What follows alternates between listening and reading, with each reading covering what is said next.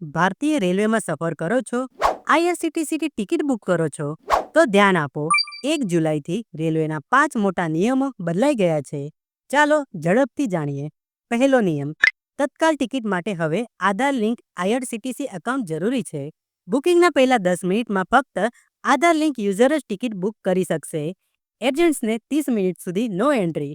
બીજો નિયમ: 15 જુલાઈથી ticket booking માટે ઓટીપી ફરજિયાત. આધાર લિંક મોબાઈલ પર ઓટીપી નહીં દાખલ કરો તો ટિકિટ કેન્સલ. ત્રીજો નિયમ: ભાડામાં વધારો. નોન એસીમાં 1 પૈસો કિલોમીટર અને એસીમાં 2 પૈસો કિલોમીટર વધુ ચૂકવવો પડશે. એટલે કે 1000 કિલોમીટરની સફરમાં એસીમાં 20 રૂપિયા અને નોન એસીમાં 10 રૂપિયા વધુ.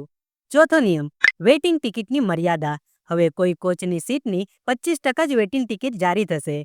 એટલે કે જો 100 સીટ હોય તો માત્ર 25 વેઇટિંગ ટિકિટ જ મળશે. દિવ્યાંગો અને મહિલાઓને રાહત. પાંચમો નિયમ: રિઝર્વેશન ચાર્ટ હવે ટ્રેન છૂટે તેના 8 કલાક પહેલા તૈયાર થશે. આનાથી તમને ટિકિટ કન્ફર્મ થઈ કે નહીં તે જાણવા અને વૈકલ્પિક વ્યવસ્થા કરવા માટે પૂરતો સમય મળશે. તો દોસ્તો, આ નવા નિયમ જાણી લો, આધાર લિંક કરો અને સરળ સફરનો આનંદ લો. લાઈક કરો, શેર કરો અને અમારી સાથે જોડાયેલા રહો.